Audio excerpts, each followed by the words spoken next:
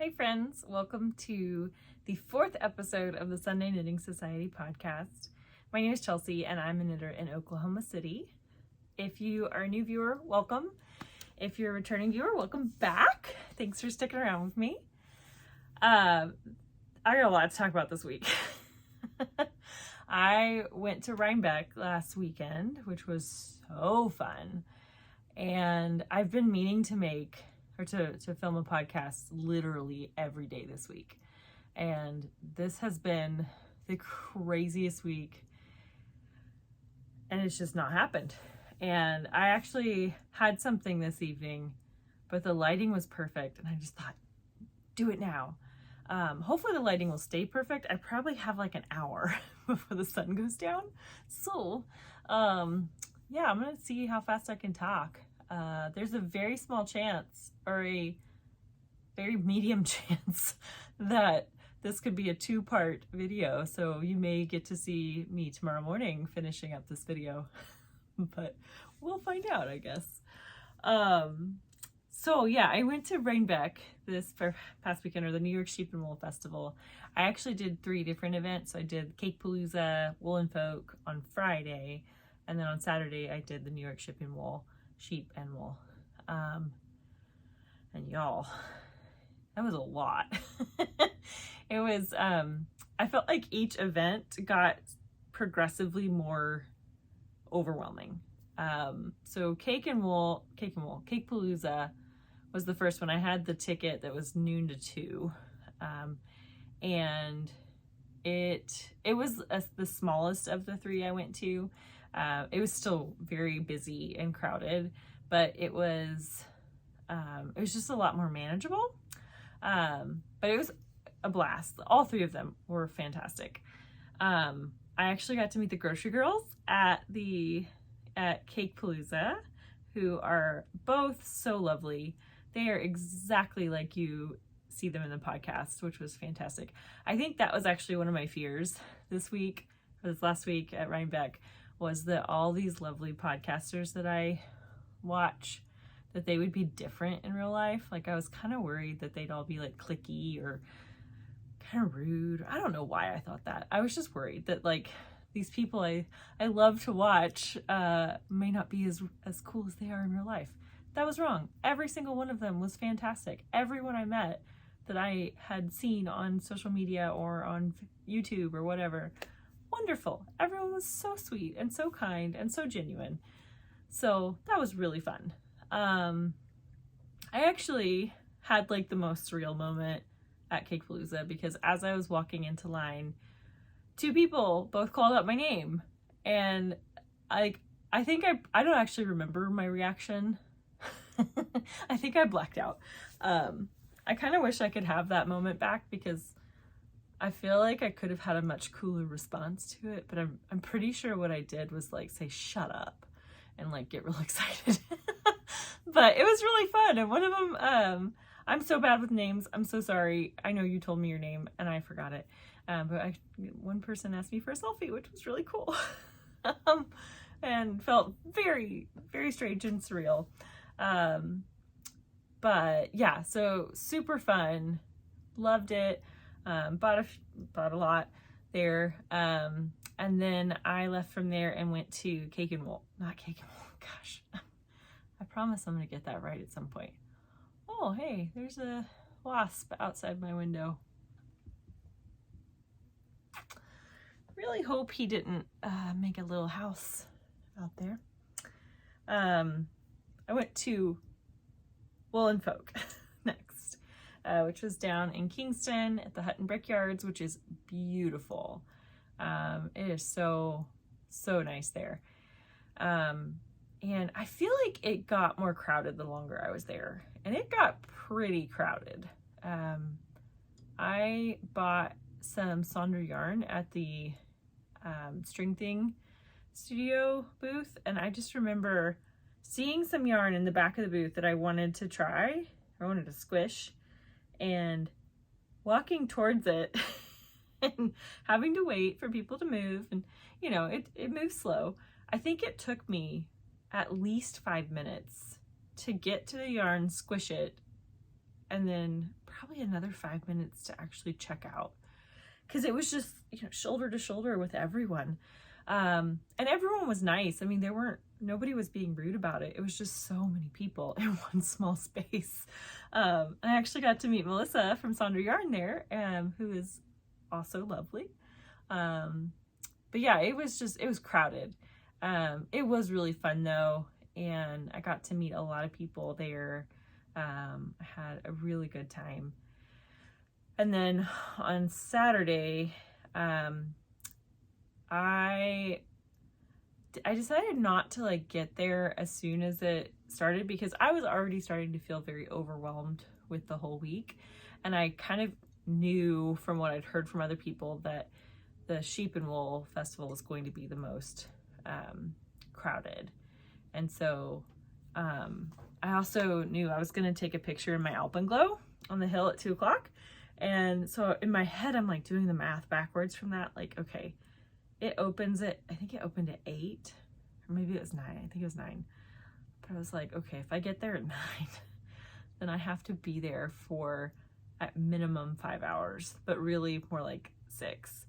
And like, I'm already kind of at my max. So I ended up getting there at like 10, which was actually perfect. There was still parking. There wasn't a line really. So it was nice to get in pretty quick, and it was chilly. That morning was in the 40s, which, I mean, for a knitter is fantastic. You just get to wear your woolies and stay nice and toasty. I feel like my lighting, the sun has already gone down. And this is 7 minutes in and the sun is already down. Well, you guys might get to see me tomorrow morning. Dang it. Well, I guess I might be going to that thing later tonight. Because I can't record. I need to get one of those ring lights. My sister, who thinks that she is my manager, told me that I need a ring light, and I resisted it at first because I wanted to use natural light. But I'm finding natural light difficult to come by when you have a full-time job. So we'll see. I feel like I look very ghostly right now. I feel exceptionally white because of this lighting. Can we fix that? Maybe. Hey, there we go. That's better. We'll see how long that lasts. Where was I? Oh yeah, so I got to Rhinebeck a little bit later. Rhinebeck was bonkers. Y'all. I haven't seen, like, I've been to Disney World and the crowds weren't that bad. There was, I will say I think they could do some work on crowd control. There was no crowd control at Rhinebeck. Just walking through the barns to look at yarn, you're literally just doing this and you're just walking along shoulder to shoulder with everyone. I got trapped in a couple booths. Like, it was the Primrose yarn. I thought, oh, I love Primrose yarn. I'm gonna go look at their booth, and I got halfway in and was like feeling suffocated. It was so many people. I like immediately decided I don't want this yarn. Not enough. I don't want it enough to stay in this line and stay in this environment. But then once I'd made that decision, it took me another 5 minutes to get out. Because you just can't rush it. You don't want to be pushy because that just makes things worse. And so you just have to slowly like inch along until you finally get out. I did not do much yarn shopping at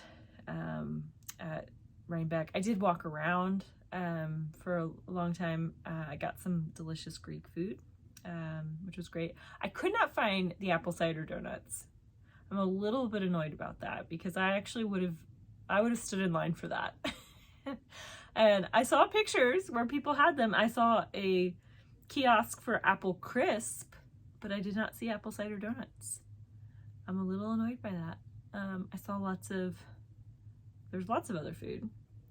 And I will say, I had a falafel and it was perfect. I sat on a picnic bench. I can't talk today. sat on a picnic bench next to some total strangers and ate my falafel, and we chatted about sweaters, and it was fun. It was nice. But yeah, it was very overwhelming. I think I bought like a half sweaters quantity. I regret that. I may still go back to the website and buy the rest of the sweaters quantity. I think in my head I was like, you bought enough yarn yesterday, you don't need to buy more. But it's so nice. And I think I could make it work for a sweater, but really I might end up buying the rest of the sweater quantity. But anyway, I feel like I'm forgetting there was so much to talk about. Honestly, Rhinebeck was fantastic. Will I do it again? Yes. Will I do it next year? I might need a year to rest in between. It was very overwhelming. I am not the kind of person that likes to stand in line to buy things. So if I walk in a store and I see a really long line to check out, it doesn't matter how much I want it, I'm probably just gonna leave. So that took a lot of like convincing myself to stay, just because it was so crowded. But again, the people make it worth it. So getting to meet so many different people. So many of you came up and said hi, and that was awesome. Totally made my day. So thank you for those of you who did. And I'm really, really sorry that I can't remember your names. What else? There's one person I didn't get to see. There's probably more than one person, but one that like sticks out that I'm annoyed with myself that I didn't get to see, and that was Gigi. Jessie Maed It. Like, how do you miss someone who's wearing orange? Like, I don't know how I didn't see her. But I love her. I think she is such a source of wisdom and joy, and I'm totally bummed I didn't get to see her, but I got to see lots of other people, and I will go back at some point, and so I'll get to see people again. But so primarily I have 3 FOs. I have 1 whip. I have a lot of yarn. If you are not interested in seeing yarn acquisitions, this is probably not the episode for you.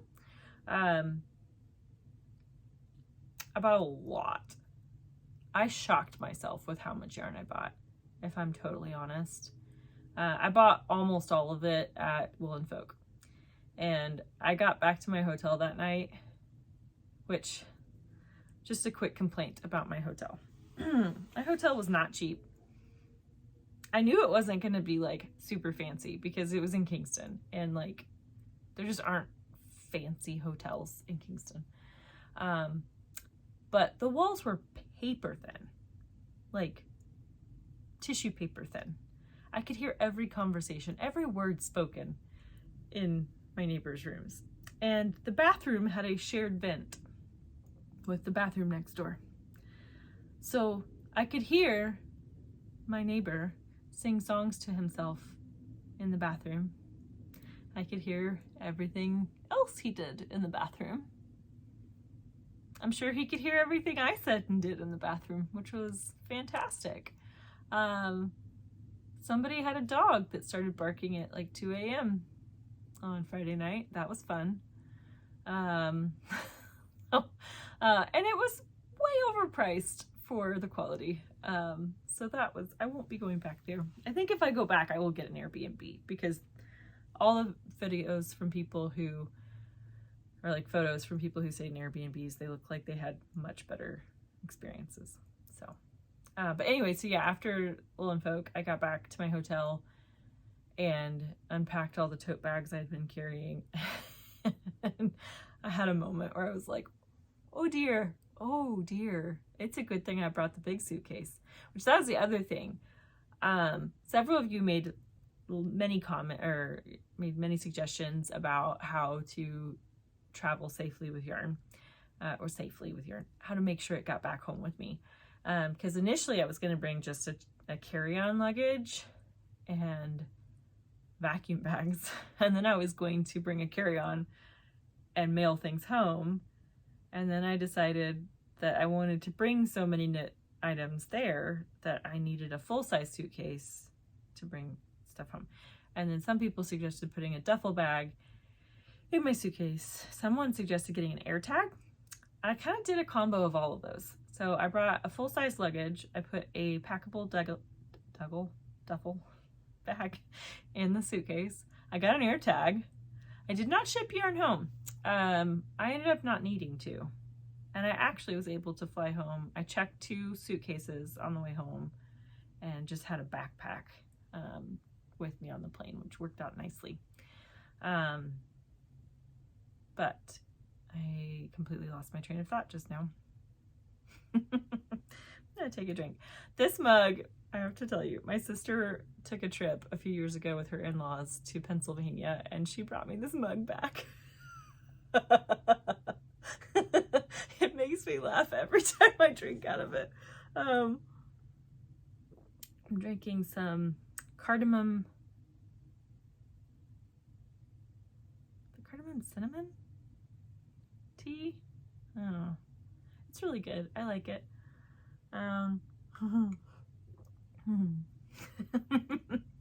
Sorry, I'm a child sometimes. Okay. I feel like my brain is all over the place, but let's talk about some FOs. Let's start with the little one. So I made some penny gloves by PetiteKnit.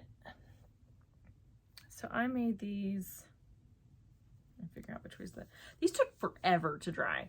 I don't know what it was, but yeah, they took a long time to dry, but they're dry now. I decided to make these for a few reasons. So I bought some balls of Jamieson and Smith. I don't think I showed these last time because I think I was too lazy to go get them. But these are little 25-gram balls of 2-ply jumper weight. Obviously I didn't knit it in this color. I bought 4 different colors. And I wanted to try it out. But I also wanted to try out the Pearl Soho tussock silk. I want to say Tussa silk, but it's tussock silk. Anyway, I wanted to try that yarn because it was a 60-40 mohair silk. Because I wanted to see, okay, do I like this yarn with mohair with it, and is it less itchy? And I also wanted to see if I could get a whole pair of fingerless mitts out of a single 25-gram ball. And the answer is no, you can't. Almost. But if you can tell, my thumbs are actually in gray. They are not in this like aqua blue. I ran out there. Could I have made the wrist a little shorter? Yeah, I could have. So I would say if you want to do the same thing and you're determined to use a 25-gram ball of Jamieson and Smith 2-ply jumper weight, make your wrist a lot smaller or shorter. I think I did 15 rows, which was like 1.5 inches. So I would say you'd probably be good if you did like 1 inch, like 10 rows. You could get your thumbs. But I honestly don't think, if I wouldn't have told you, you might not have even seen it. So we're just gonna ignore it and go with it. But I really like these. They actually turned out really nice. And I'm actually gonna make a pair for one of my coworkers, because he walks to work, and even in like the cold, and he doesn't really need these, but I just thought it'd be a nice gift, and they're really easy to make. So I think these took like a week of like very intermittent knitting. And they're small. They're really easy to memorize the pattern. They just look so nice. They're laying so flat. But I'll definitely make more for myself in the future. But so that's the small finished object. I actually forgot to talk about what I'm wearing. So this is the Cozy Classic Raglan by Jessie Maed Designs. And I knit this in sweet fiber yarn in her evergray color, which I love. I do have a little bit, you can kind of tell where I changed balls of yarn. This is the story of my life. And then I think I started alternating skeins. So I'm like, it's fine. And then you get 2 inches into the next ball and you're like, dang it. And it always happens like right here. But this is such nice yarn. It is like such a squishy sweater. And I really, really like twisted rib. I know not everybody does, but I love it. And I think I even did a tubular bind off, which I will only do a sewn tubular bind off. You're not going to get me to do a 2 needle bind off for a 2 needle tubular bind off. I've done it. I hate it. I'm not doing it again.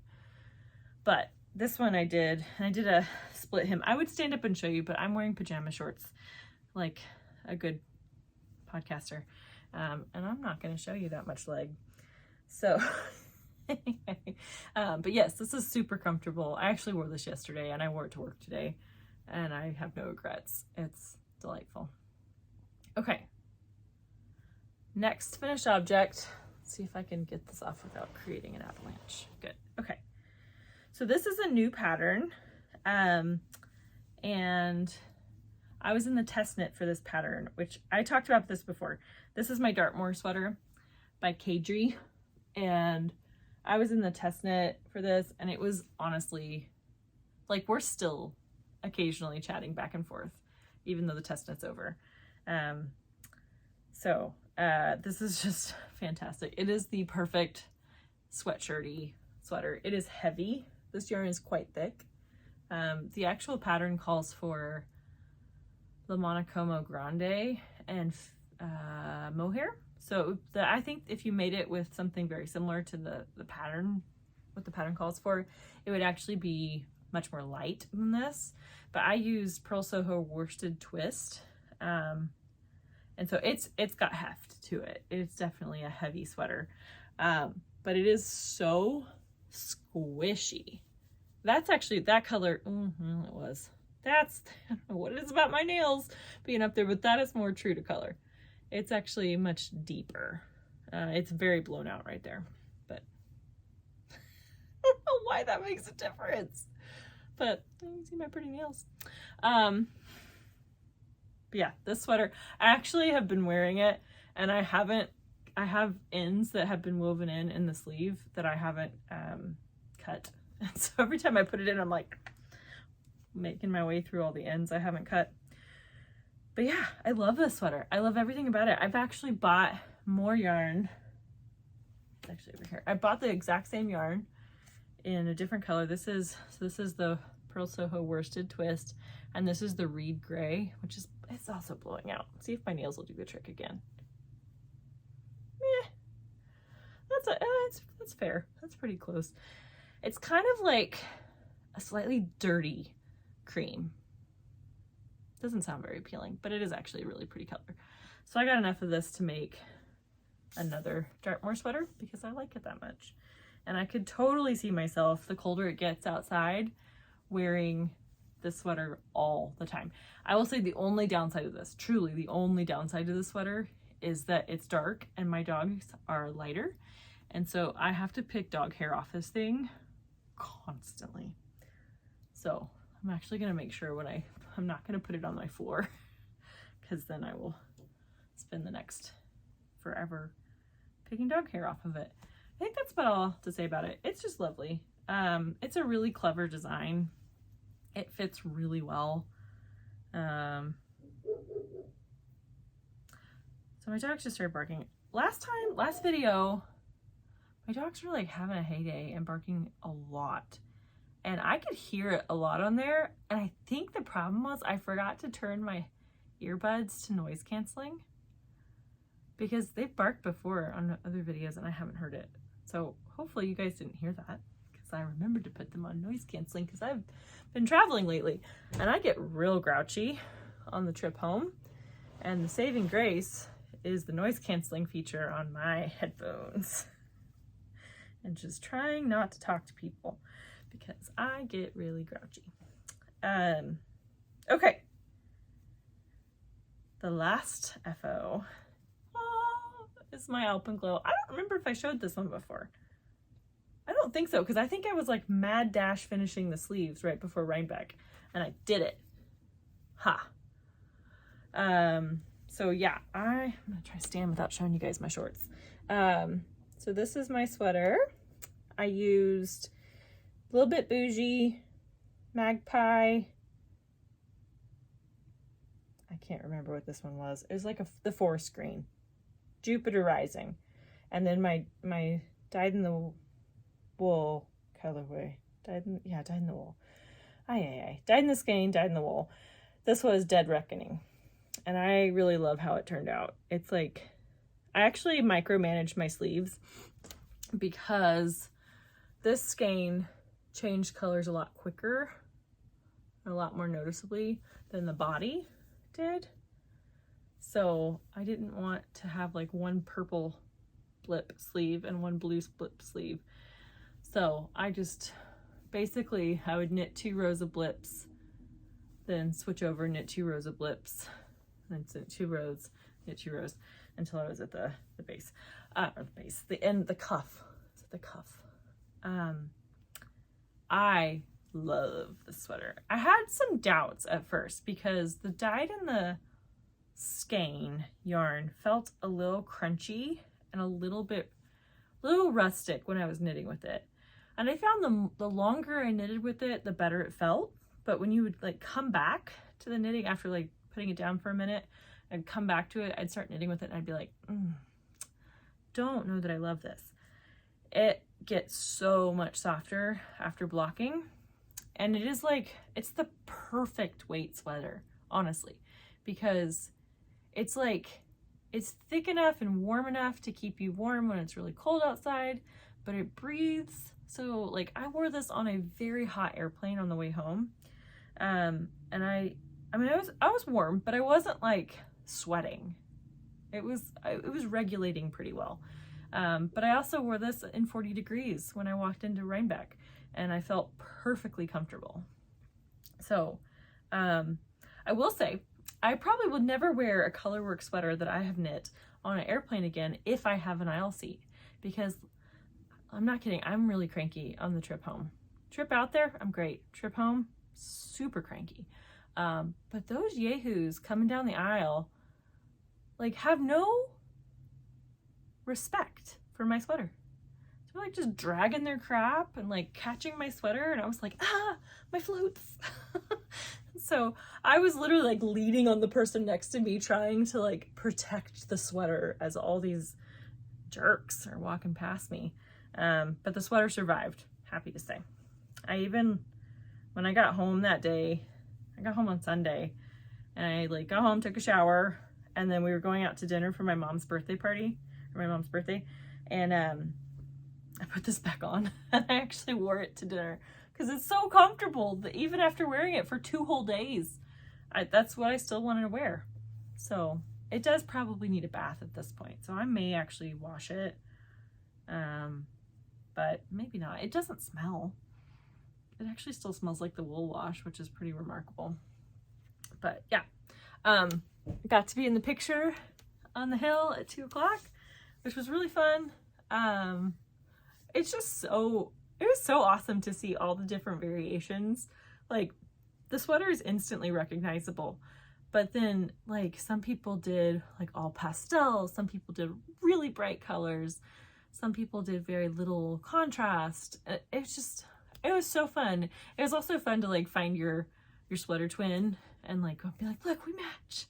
I'll also say one more funny thing about knitting festivals that I learned, because these 3 that I went to were the first I've ever been to.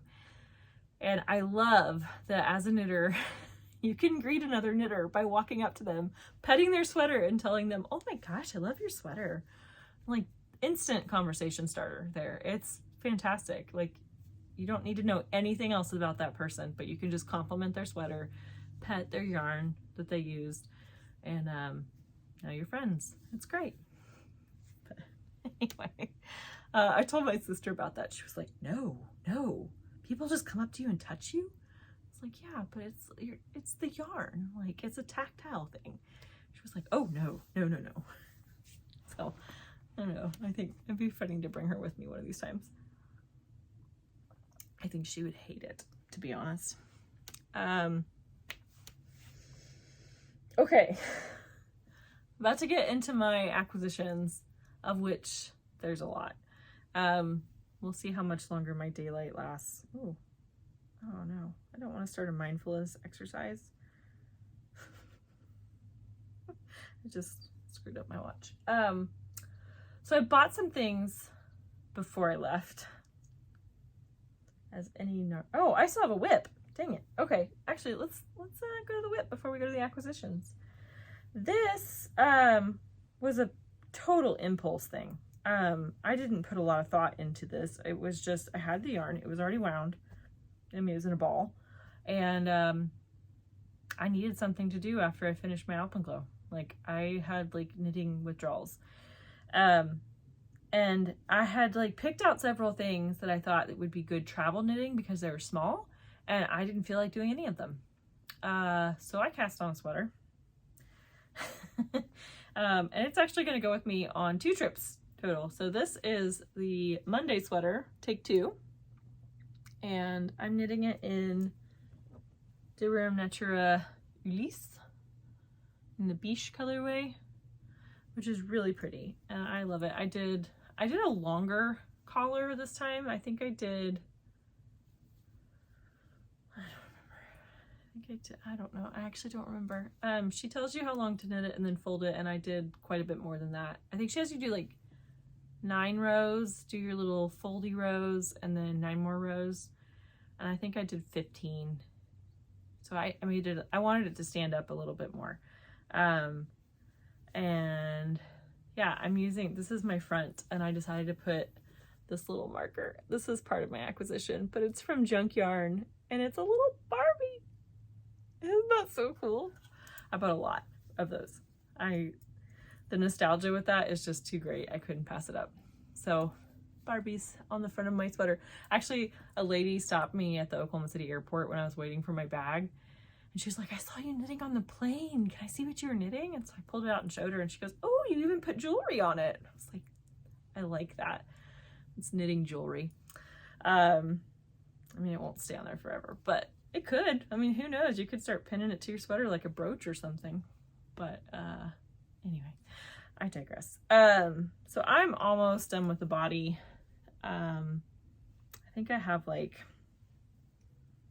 3 to 4 more inches. Just I don't know how long I want it.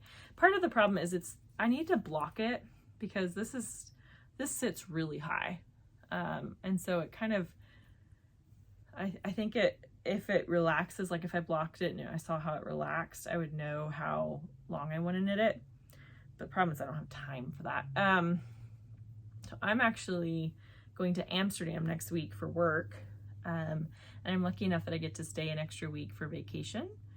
And so my thinking is that I'm going to actually knit this on my trip. I think I'm going to have enough yarn. I actually bought more just in case, and it should be here Monday, which is perfect. But anyway, so my thinking is I'm gonna finish this on the plane, or finish this while I'm in Amsterdam, and then block it, dry it, and wear it while I'm there. I think that sounds really fun. So Andrea Mowry, sorry, I'm talking too fast and I'm getting excited. Andrea Mowry has talked about this like blocking Pringle, like mesh Pringle that she has from Coco Knits, and I have tried and I cannot find it. So I actually just looked on Amazon I literally searched drying Pringle and didn't find anything. And so I think I had to put like mesh drying net or something. I don't remember what I searched for, but I found the thing she's talking about. Essentially, it's just a big mesh.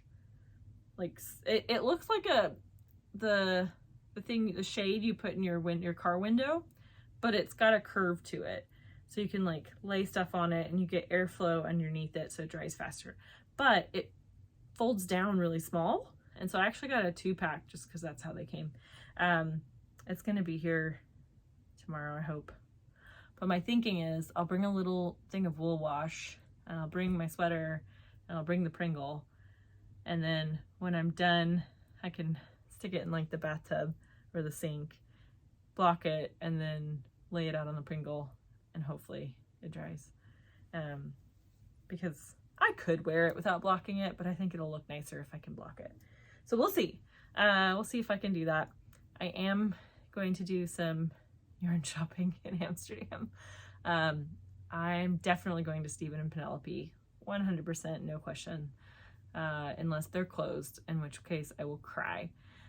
And then there's another yarn shop that's just really close to my hotel that I found, and I cannot remember the name. It's in Dutch, and I don't speak Dutch. I don't pronounce Dutch either.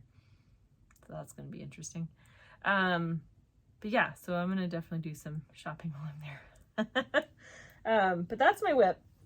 That's really all I have on the go right now. And it is living in a bag I got at Cakepalooza. So this is a Tanny Casey bag. I actually saw this in her Instagram stories when she was vending at Knit City. I was going to say Cakepalooza. I saw this in her videos and I was like, ooh, I like that. And I went on her website and she didn't have it on her website. And so I just like really was hoping it would be there at Cakepalooza, and it was. And so I took it. It feels okay. It's got like a waterproof canvasy bottom, which is nice. It just felt cold because it's been on my floor. But yeah, it's really nice. It's like very hefty on the inside, and it's got 2 big pockets, which is really nice. I really like the pockets she does. Oh, found somebody's card that they gave me. I'm still like working through all the stuff people handed me, which was wonderful. Like there are a lot of people who say, oh, I love your sweater, and they'd be like, oh, I designed it, here's my card. I was like, that's smart, actually. So the other, let me see, actually, I don't know how I'm gonna, this is the part where the wheels are gonna come off, and I'm just gonna start talking about everything I buy. Everything I bought. Dang it. There it is. Okay. So this is the other thing I got at the Tanny Casey booth. And it's just this really cute little zippered notions pouch. And like, look at the inside. Like, it's like daisies. It's so cute. Good morning. Technology. Yeah, so yesterday my phone stopped recording randomly, and then it looked like it had deleted everything I'd recorded. And it stopped about 40 minutes before I had something scheduled last night. So I actually had tickets to the OKC ballet. And I was planning on just skipping it because I didn't know the ballet. I was going by myself. I was tired. I just wasn't completely convinced I was going. But then when it looked like my phone had deleted 30 minutes worth of podcasting and the sun was already below the tree line, I was like, all right, fine, I'm going to the ballet. And I'm glad I did. It was a good ballet. They did Lady of the Camellias. I've never seen that one before. It was very different. It was good, but it was very different. There are long stretches. I say long, they felt long. They were probably more like 2 minutes in the ballet where the orchestra was not playing and the dancers were still dancing. And that's very unnerving, I think. It just it feels wrong to have ballet dancers dancing on stage with no music. And they did it intentionally, but it was odd. But they did a really good job. It was their opening night. So the crowds weren't crazy, but it was really good. And I'm glad I went. I had a really great Uber driver on the way there and a really bad Uber driver on the way back. It was an interesting experience. But anyway, so I was just starting to get into my stash acquisition. I think I was actually talking about this little guy. So I think what I was trying to say is it feels like quilting. So it feels like when you have the batting inside a quilt, but I don't think there actually is. I think it's just double layer fabric, but it's really nice. I think it's bright and cheerful and I like it. So, I did buy yarn before I left. I ordered it online. One of it came in before I left and the others were here when I got back, which was nice. So let's say if you don't like yarn acquisitions, this is where you need to say goodbye. I also am just gonna warn you, like I have a lot of yarn to show off today. I surprised myself with how much I bought. Now I will say I budgeted. I stayed within my budget, but it was a very healthy budget. So this is obviously, it's a personal thing. Again, some people this would be just absolutely horrifying how much I bought. Some people would be like, yeah, I could do better. Yeah, I'm not ashamed of what I bought. I'm happy to support all these lovely dyers, but it's a lot. So buckle up. All right. Sorry. Okay. So what I bought before I left, the one that got here before I left, oh gosh, is from Woolly Mammoth Fibres in Northern Ireland. So it's Emma, and she has a new, let's see if I can hold it all up together. She has a new line of yarn. There's a limited edition, I think, and it's Causeway Yarn. So this is what I've got. Oh, the tags are in the way. Okay, let's try this. Oh, oh, this is gonna be a lot of this video. Me trying to hold things. There we go. So I got 5 colors. So I think I already, oh, that almost fell in my coffee. Yikes. Okay. Jeez, guys. So this is, it's a 4-ply, it's 350 meters, it's 75% Teeswater, 25% Oxford down. So yeah, it's pretty rustic, but it's also got a really pretty halo on it. And I was actually thinking of making like a striped sweater. These tags. Maybe if I put them all on one side. There we go. Okay. So I think they're so pretty. Let's see what colors they are. So, and I don't know how much of this, I think she still has some left in her shop. So this one is olive. This one's mustard, I believe. Yeah, mustard. This one is magenta. And then, oh gosh, okay. I think this is Shepherd's Delight. And this is Coral. So, yeah, like I said, these are a little bit rustic. They're definitely not soft. If you have wool sensitivity, this is probably not for you. But I'd be really interested to see how this is after blocking, because I think this could get a lot softer. I also think that if you knit it at a looser gauge, or if I knit it at a looser gauge, it'll probably be less itchy. So I don't know what I'm gonna make with it yet. I mean, I think I'm gonna do a striped sweater, but I don't know what pattern I'm gonna use. So that was the bit that got here before I left. Let's see. Oh, okay. So this one showed up. I have no memory of buying this. Well, I say no, I have like a very small memory that I might have bought this. This was probably one of those late night, before bed, first thing in the morning purchases that then become surprises later on. But this is from Junkyard, and this is a sock club. I really hope this isn't like a surprise sock club. If it is, I'm sorry. So this is Isolde, is the colorway name, and it's her sparkle sock set. What do you call it? Starlit sock set. with a mini. And I just think it's really pretty. It's kind of honestly giving me like Frozen vibes.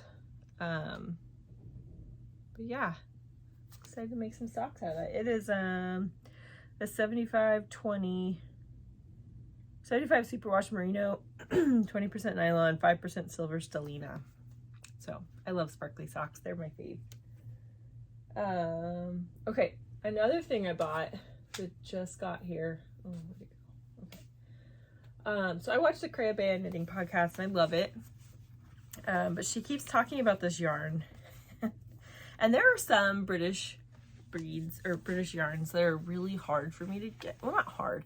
I can get them. I just usually have to pay astronomical shipping. And so I don't tend to get them a whole lot. But this is one she talks about all the time.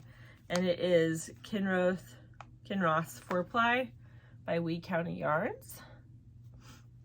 So I got it in 2 colors. I got it in this awesome red and then this just light gray. So I got 2 of each, which might be kind of pointless, but the reason I got it is she said that this yarn, when it's washed and blocked, feels like cashmere. Oh dang it, already dropping things. Ugh. But she said it feels like cashmere when you wash it and block it, and I'm just curious, and so I bought some. I also think the name of the company is just cute, like Wee County Yarns. I like it. I mean, there might actually be a county called Wee, I don't know, but it sounds like little county, and I think that's cute. So I got, the red is Mowry and the gray is Quartz that I got. And I think when I bought them, my thought process was that I would make the Sophie scarf by PetiteKnit. I think that would be pretty, but I could also make a hat out of this. Like, it's kind of, it's not quite as dark as it's showing. That's maybe a little better, but we'll see. I don't quite know what those are going to be, but they are very soft. I think they're next to skin soft already. So if they get softer when you block them, they're going to be fantastic. Okay, I have one more thing. It's like all the way in the corner. And this showed up while I was gone, and it's very exciting. I got my cone from Jamieson and Smith, and I love it. Yet again though, purple's not really my color. So I'm not quite sure what I was thinking buying a purple cone. It's actually softer than, like, honestly, like this stuff was soft. This is softer. But it is a perfect match for my unicorn purple knitting for olive soft silk mohair. So yeah, this is gonna be a sweater. It did, like, this thing was like coming out the bottom. It looks weird, so I probably am gonna like tape it on the inside so it's not getting in the way. But I don't know if there's something else you're supposed to do with this. Will somebody let me know? But I feel like they just wound it weird, and it just has like a little dangly. I guess I could cut it. Sorry if you can hear my dogs. Someone's walking their dog. And my dogs take personal offense to anyone walking past our house, because they're ridiculous. Okay, so that's all that showed up that I bought beforehand. Okay, I think I'm gonna organize the rest of it by festival. So I'll do Cake Palooza first. I will say, so Cake Palooza definitely had more vendors that I'd never heard of before, or that I had heard of but like never looked at before. So that was kind of fun, getting to see just different dyers that I didn't know about.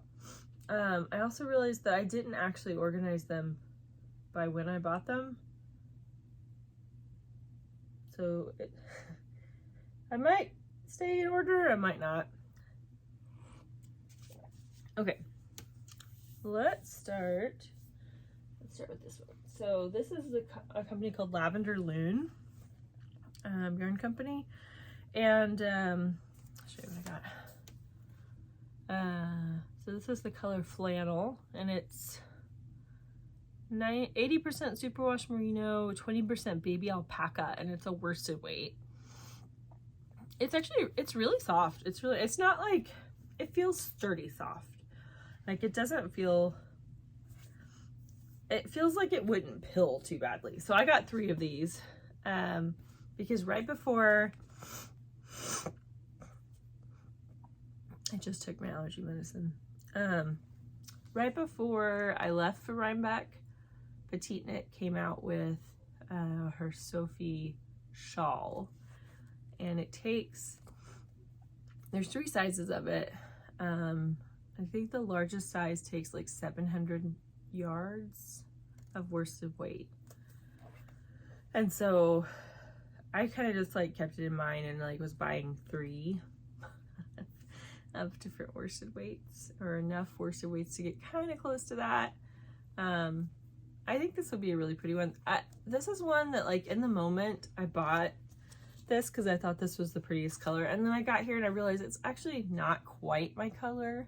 It's still pretty, but it's not, it's a little bit more orangey, rusty red than I thought it was in the moment. Again, it's still beautiful. And then she had tons of pretty colors. I was actually torn between several, but this is what I got. So, what she actually calls the base. Oh, there's not a base name. It's just it's just worsted. But yeah, so that was, I think that no, the Tanny Casey was my first purchase, and it was at the back of the festival, and I just like beeline to the back, and got my bag, and it was actually nice because it doubled as a shopping tote. So that was the first thing I bought there, and then let me see what else we got here. This one, so this was a total impulse buy that I'm very glad I got. So this is from Cashmere Treats. Cashmere Treats. It is a fingering weight, 435 yards. Okay, so I'm an old lady and I have to wear readers to see things up close. So it is 80% superfine merino, 20% cashmere, and it's a one-of-a-kind colorway. She only had 1 left. I think if she'd had more, I'd have bought more. I will say, when I bought this, I actually thought it was all cashmere. It's very soft, and it wasn't until like a week later that I realized it's actually only 20% cashmere. But it was still really pretty, and she had a lot of good colors too. This is kind of like probably one of my favorite colors, this kind of medium gray-green. So I don't know what this is going to be yet. Probably not going to be socks with the cashmere component in it. It could be a hat, could be mitten. Oh, I could make the fingerless mitts with this. My problem is I think you're supposed to be using DK because I think she does fingering and mohair together. We'll see. Maybe I'll find some really pretty mohair to go with this, because I don't mind mohair on my hands. Okay, and then the next one, I went to the Chelsea Luxe booth. Chelsea Yarns, Chelsea Luxe.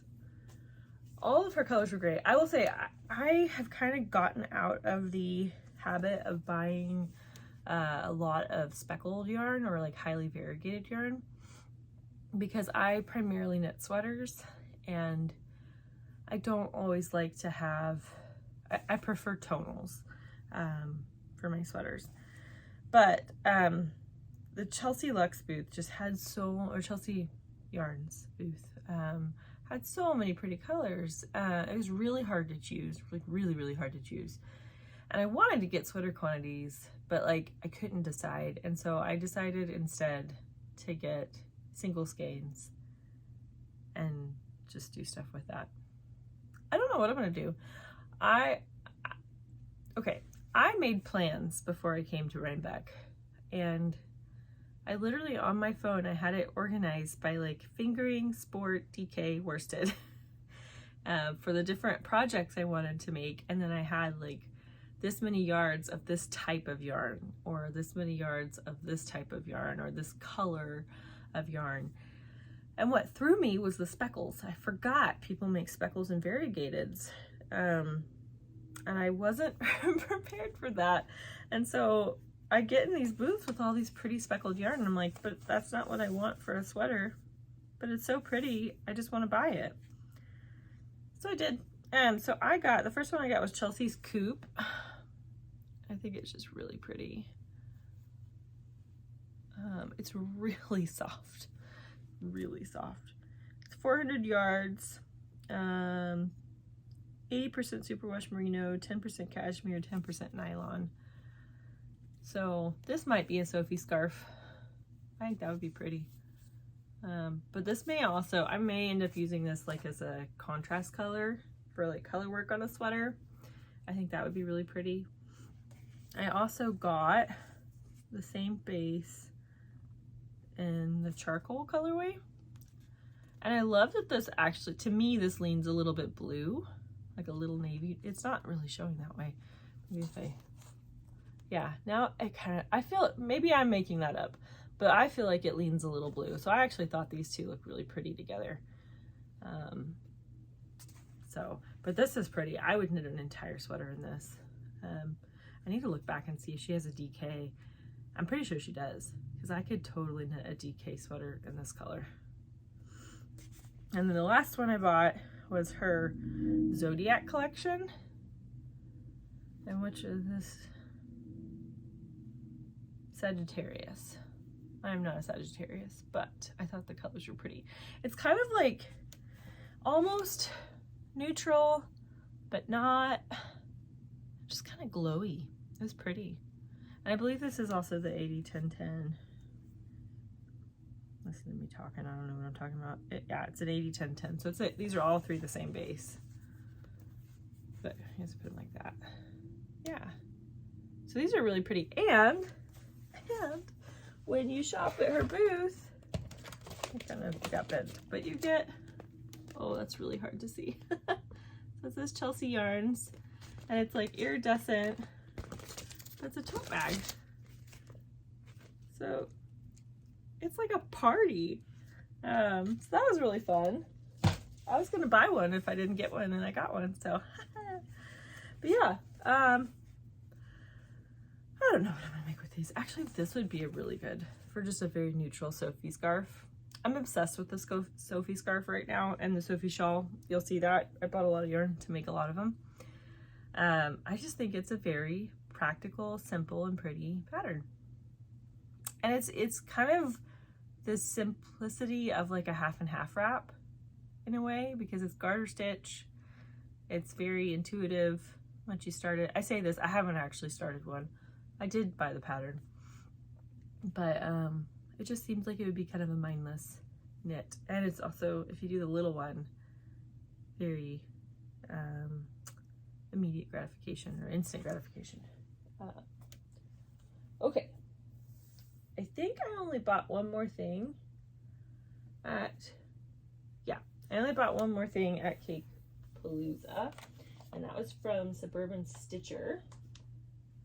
So I know I just said that I don't like to make sweaters out of variegated yarn, but this was too pretty. So this was her reunited color. I also know I said I'm not a purple person, but I like this purple because this one has like dark purples and lavenders and blues and like a little bit of green in there. And so this is her DK base, and I bought what I assume would be a sweater's quantity. That was the other problem. This is where the variegated yarn threw me off, because I was like, oh crap, what sweater am I gonna make with this? How much should I get? So I got 5 skeins. They are 250 yards. In hindsight, that might not be quite enough, but I guess if I knitted at a loose gauge, it would be. I guess I could also look on her website and see if she has more. I might do that. But yeah, this is super soft. It is 100% superwash fine merino. It's 250 yards. But yeah, I don't know. I just really like it. I think it's variegated, but it's like variegated enough that I think if I do helical knitting and I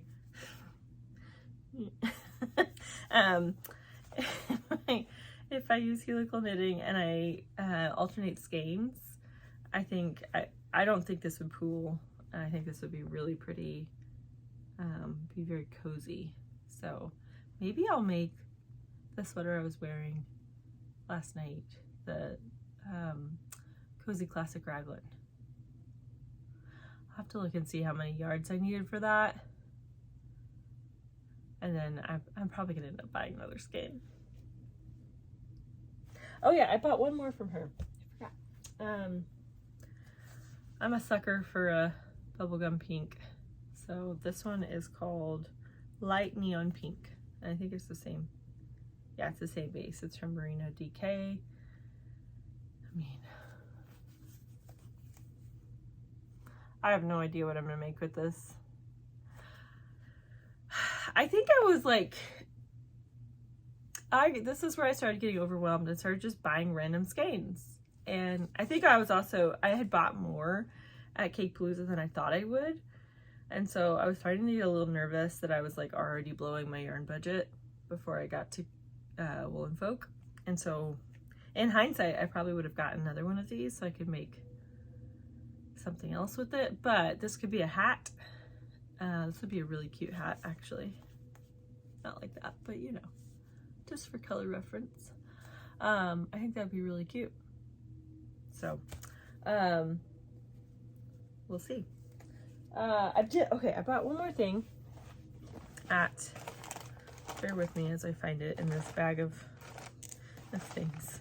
Okay, so I stopped by the Tuft Woolens booth. I've wanted to buy some of their stuff for a really long time, but I am quite picky about what scents I like. And I don't like strong fragrances. I barely wear perfume. When I do, I want it to be a pretty mild perfume. If it's a really strong one, I literally spray it and then walk through it. So it's not like directly on me. But I liked that they had like testers and they had scent samples and stuff like that out so I could actually smell them and find what I liked. So I got two things. I got the black tea and bergamot in their wool wash bar, and then I got the little hand salve. I don't know what they call it. I don't know. It's like a hand salve, and this stuff is amazing. I'm probably gonna end up buying more of this brand because so you have like it's like a little deodorant thing, but then you can just like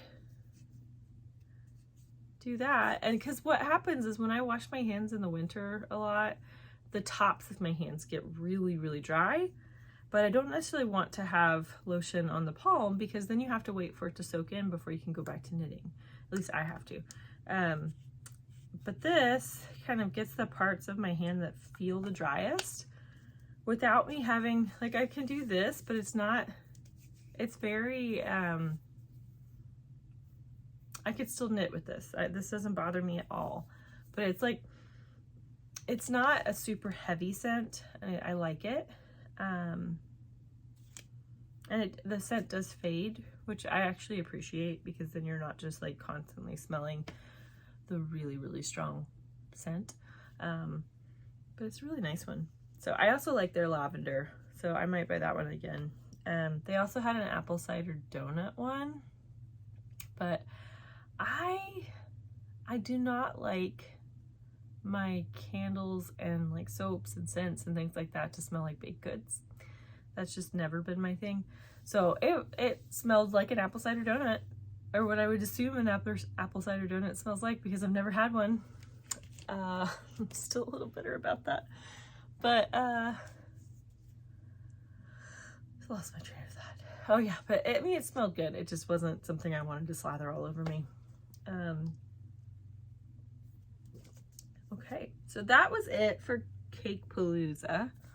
I'll move this. I'm a bad grown up. I have my tea from last night still down here, so I'm just tucking it so I don't kick it.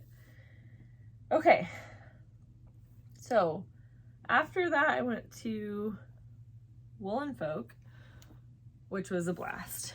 Most everything left I purchased there. I have a painter coming to my house in 30 minutes, and I just saw somebody drive past that looked like the painter, and I panicked because there's a window right here that he's going to be painting, and I need to be done with this before he gets here. Okay, so let's get going. So I kind of did a lap at Woolen Folk just to see what was there before I started shopping. And that lap was interrupted by the Myak booth because it was so beautiful. And I have bought Myak before. I bought, 3 years ago. I was in Seattle and I went to Church Mouse Tea and Yarns back when they had a brick and mortar, and they had some Myak, and I think Myak was somewhat new at that point. I don't think they were like new, but like I had just heard of them. And Church Mouse had their yarn, and I think they had the Baby Yak medium, or the medium, whatever that is. And I bought it and I loved it, and it became precious yarn, and I never used it. And I still have it. Part of the problem was I didn't buy very much of it, and so it's just been a struggle to figure out how to use it. But I was interested in trying some more of her yarn, and I ended up standing there just like squishing all the yarn. And the Tibetan Cloud like really got me. It's just so pretty. And Paula was there being an amazing boss lady. She was so busy at that booth. She was helping people pick out colors. She was chatting. She was modeling her samples. She was amazing. But I saw this hat.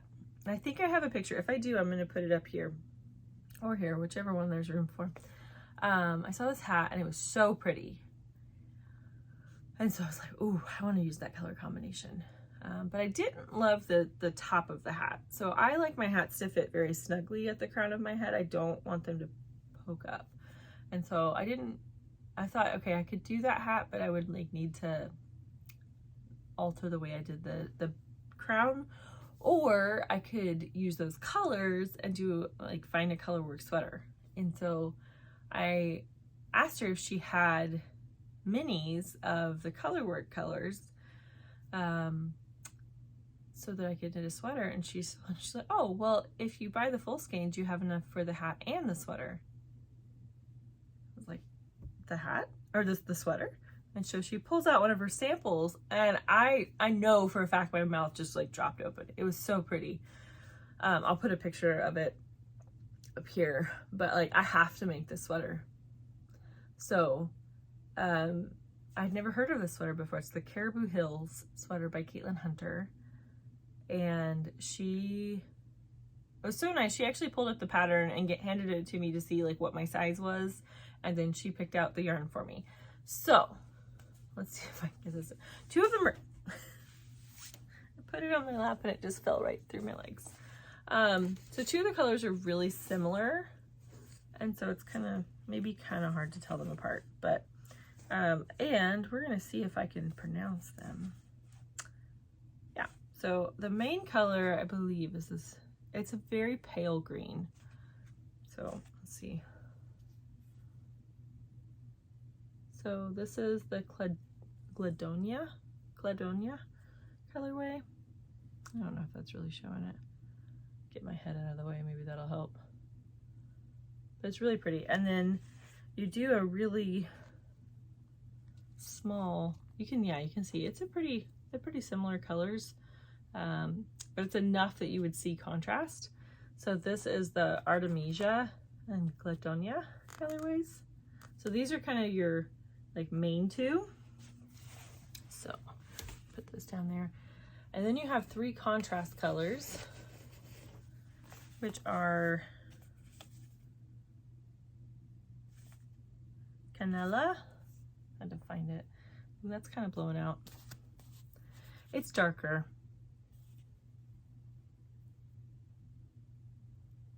Move my head. Yeah, it's not that bright. This is more realistic. And then the other color is upside down Dahlia. We have those two, so I kind of like it.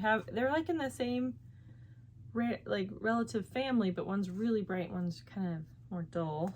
And then the last color is Calendula. So let's see if I can hold these all up. So this is the the color scheme. You do that. Yeah, this works better. And like, I would never have picked these colors, ever. But when you see them on the sweater, they're so pretty. So I'm really looking forward to this. This is gonna be probably not my first cast on, but maybe my second. Like, I really like this. And the Tibetan Cloud is, what is it?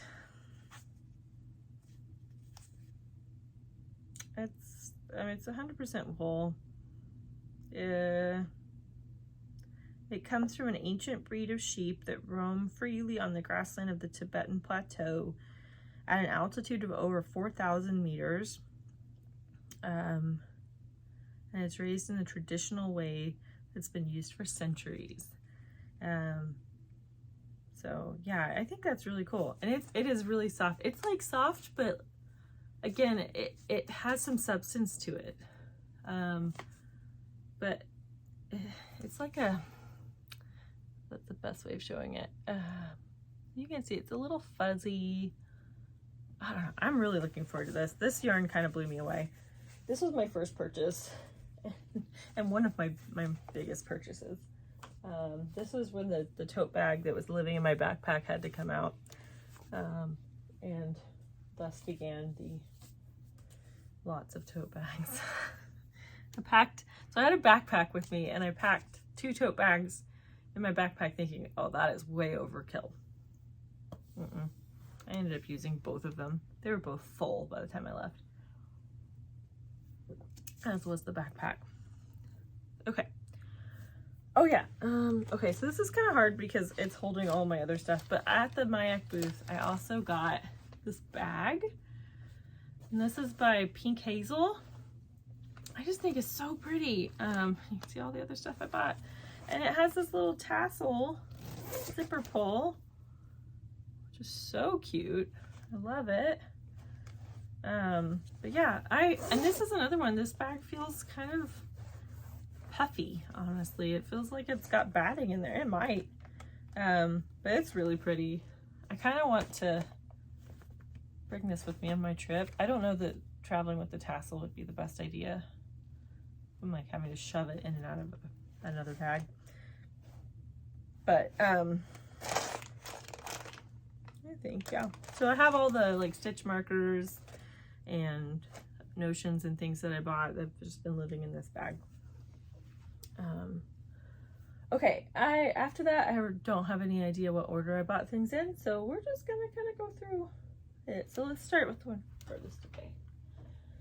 So this was a booth I was really looking forward to going to. This is Wool Dreamers, and I read up on their bio. I'm gonna forget what they said, but I know they use like breed specific or location specific sheep from Spain.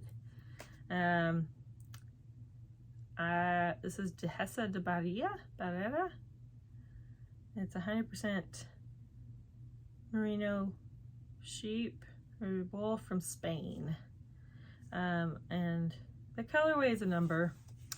They didn't have, like, for this type of yarn, they didn't have a ton of colors, so I think this was the only pink.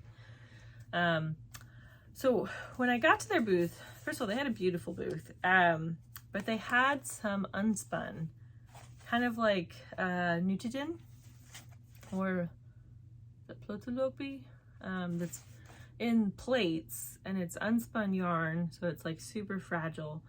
And I've never felt it before, any of that type of yarn, and so I was really curious. Now, by the time I got there, they were sold out of almost everything from that theirs was Manchalope, which is unspun yarn from the sheep that produces Manchego cheese, which is pretty cool. I love Manchego cheese. I just thought that was cool, but it was really soft. Like I was squishing it and it was really, really nice. And the colors left were not my colors at all, but I remember standing there thinking, can they be my colors? Can I make this work? And I'm glad I didn't, because I think they probably would have languished and not been made into anything. But I actually went on their website.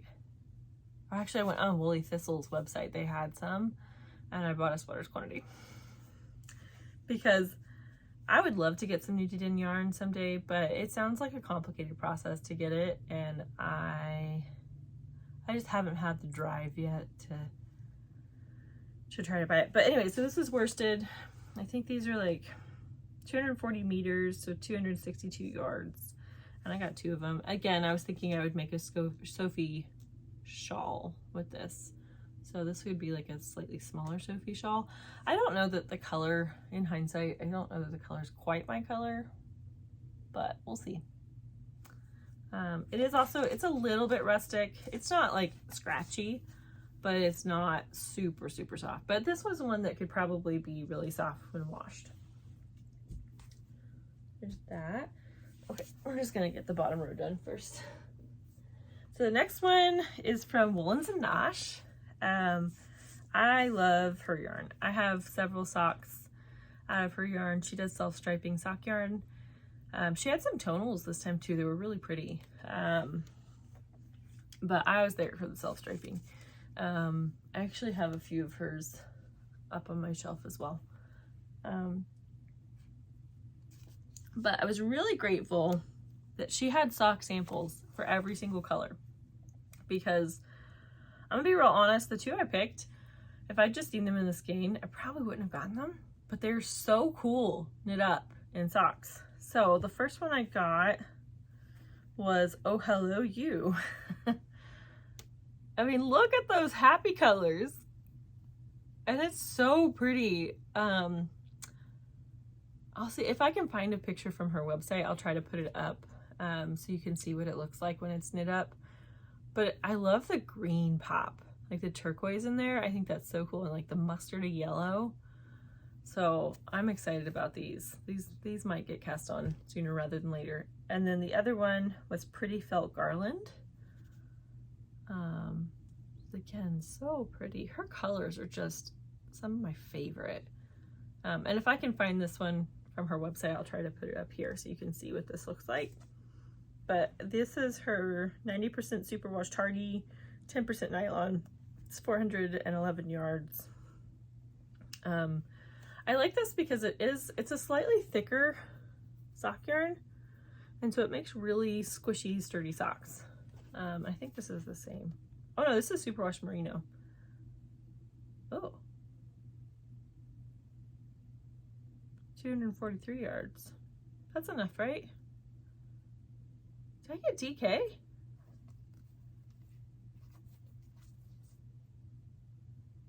Oh, that's gonna break my heart if I got DK. I don't like DK socks. I might be the only person I don't like DK socks. I did. Okay, I'm gonna have to go on her website. I'm gonna have to rectify this. Shoot. I mean, I'll still use it, but I want, dang it. Okay. This is why we read labels before we buy stuff.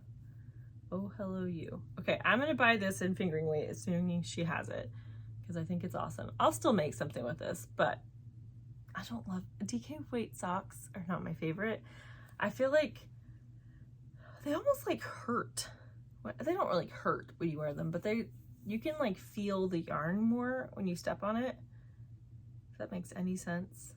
I don't love DK socks, but I will still use this because it's beautiful, and I will buy myself some more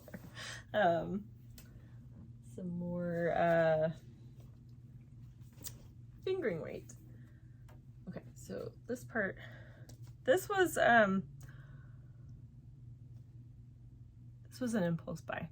So I stopped by the Farmer's Daughter Fiber and Ritual Dyes booth, because I don't think I've ever purchased ritual dies before, and I think her colors are beautiful, but I kind of wanted to squish some of her yarn.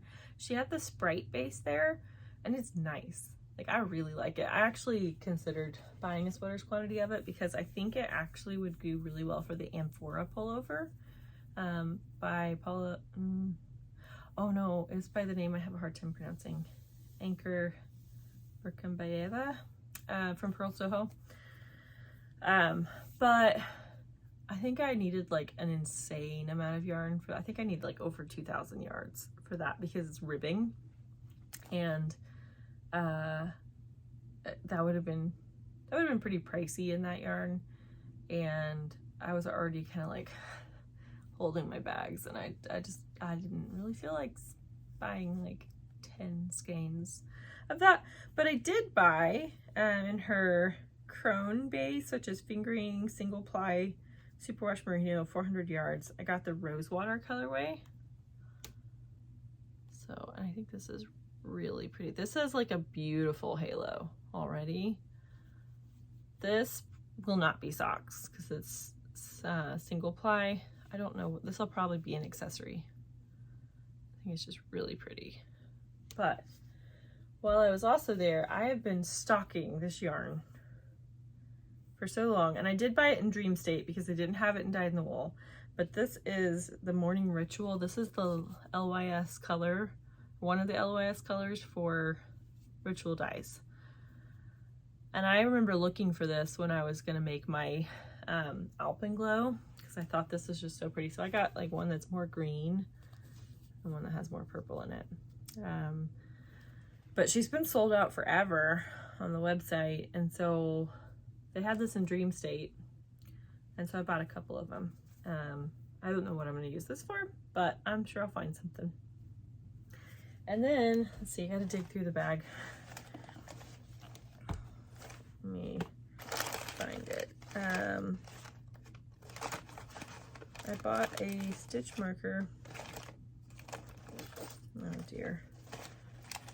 Okay, I was lacking in stitch markers before this trip. That is not my problem anymore. I have a lot of stitch markers. Oh, but I can't find the one I want to show. Dang it. There it is. Yes, okay. So this I also bought from the Farmer's Daughter Ritual Fibres booth. Ritual Dies.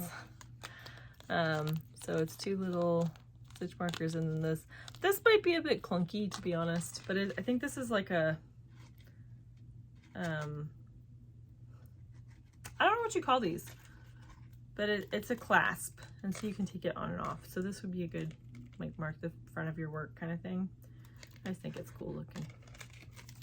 So that was it from the Farmer's Daughter and Ritual Dies booth. I'm going to take a quick break and I will be right back with you.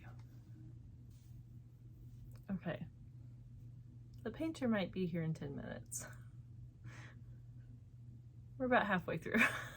Oh dear. Okay, so the next place I went was Junk Yarn. And I'll show you the yarn I got first, and then I'll show you the like million stitch markers I got. So I got some from her Barbie line. I was a huge Barbie person back in my day. My sister and I had Barbies. It was fantastic. I understand there's some issues with Barbies now where they like promote bad body image or poor body image and all that. So like I get it when people don't love Barbie anymore. But in my childhood, Barbie was the queen of toys in my childhood. So this is called Rollerblade Barbie. It is that neon. This is gonna be socks. I think this is gonna be a really fun pair of socks. So, but that isn't actually what I came to the booth for. I came to the booth for her stitch markers. So, she was at a booth with Kitty with a cupcake. But honestly, I saw this on one of her, I think I saw it on her website when I found out she was going to be a vendor, and I was just clicking through, and because I'd never heard of her before. But she does stitch markers out of Barbie shoes. Like, what? So I knew I was gonna get a set of these. I was so excited. So like the little pumps, this little slingbacks. Like, how cute. And then I also got a second one because I couldn't help myself. So I got like the fancy shoes, the ballet slipper, and another pink pump there. Super excited about that. And then I was actually walking around the booth and picked up a few things before I found the Barbie shoes. So this is the first one I picked up. It's a little wand. It's just cute. It's a lobster clasp. I like that it's little, so you could, it doesn't like get, it marks its place, but doesn't get in the way too much. And then, okay, I'll show you this. I don't know, I think this might have been from the kitty with the cupcake, but I just thought this was a funny sticker. Oh, I'm like, I need to figure out how to get this on something that I used for knitting. Because I used to do more things before I knitted all the time, and now I knit all the time. Okay, let's show this one next. So this is a set of Caidree's stitch markers. Oh, I just dropped them. Okay, but like they have the little Barbie shoe, and they're little flat acrylic ones, but then they also have these like fun stars and like glitter. It's like a little neon star, and then this guy is a fun like gold. This set. Okay, y'all, I don't know what's going on. My camera just decided to stop recording again, and then it wouldn't record, and I had to close out my camera app and start over. So that's fun. I love technology. Anyway, so love these. These are great. And then the last set I bought, honestly, it doesn't have a price tag on it. I don't know how much I spent on this, but I would do it again. This was the entire collection of Barbie themed stitch markers. Let me get my face out of the way. Like, oh, they're just all so great. And then, let's get this guy. I don't even know how many there are on here. There's a lot. And this one is like, oh, come on, turn around. Look at that hair. Oh, I just love the whole set. And they're all lobster clasps, so they're great for like putting on your projects. So let me take out the rest of, oh, what's that? Oh, whoops. One of my other stitch markers fell off its thing. It's a little card. Okay. Not the painter, we're good. I hope it's not the painter. Let's unpack these things real quick. Okay. So that's the bulk of my stitch markers. Okay, so I still have some. Okay, this next purchase, I told you guys I bought some Sonder yarn. And there was one colorway that I was absolutely determined I wanted to get because I saw let me make sure this isn't the painter. No, it's not, we're good. So I saw, there's an Instagrammer I follow, and I saw her wearing a store-bought sweater in this color, and I just thought, wow, that's so pretty. I think I need to move this. Okay, that's better. More yarn, less wall. Anyway, so she was knitting, or she bought a sweater in this color, and I thought it was so pretty, and so I decided I needed a sweater. And actually the sweater she was wearing looked really similar to the chestnut sweater by PetiteKnit, but I am a top-down raglan girl at heart, and so PetiteKnit also has the Louvre sweater, which is very similar, but it's a raglan instead of a drop shoulder. So I decided to do that one. So I bought this amazing yellow. It's called Over Easy, and it looks like an egg yolk. It's maybe not quite that neon. Like, it's not quite that bright. It's a little bit more muted than that. Yeah, like that's a good one. So I bought a sweater's quantity, and realistically, this would be enough, but just, oh, almost went in the coffee again, dang it. So this would be enough, but like just barely enough. And I didn't want to risk it, so I actually bought another skein. It's on my way. But so this is the Sunday Morning DK in the ecru base. So all the colors look a lot brighter on this. I will say there were like 3 different colors that I was really seriously considering, but this one just won out. And actually this became a little bit of an Easter egg hunt because, ironically, over easy, because she, just because people had been in the booth already that morning, and so they picked things up, put them back in the wrong spot. And so when I first picked this up, there were 3 of them, and that was it. And I was like, oh, dang it, that's really not enough for a sweater, but I really think this would make a pretty sweater.